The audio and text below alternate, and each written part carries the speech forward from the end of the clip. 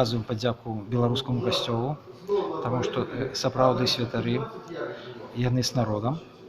І дзякуючы іх таксама дапамозе яна сёння тут знаходзіцца ў Полацку. Мы думаем, што яна будзе і па ўсёй Віцебскай обласці, і па Беларусі.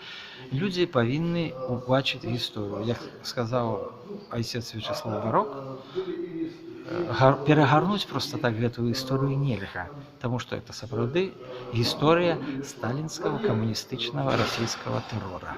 Таму што увесь час я пра гэта кажу, 77% НКВДшнікаў былі расейцы. Таму не беларусаў расстрэлялі. Мы павінны пра гэта памятаць. У той момант, калі вялікая пагроза над незалежнасцю Беларусі, падпісаннем так званых нейкіх інтэграцыйных дарожных мапаў, пра якія грамадскасць нічога не ведае, гэта, ведаеце, як кажуць, урок нам.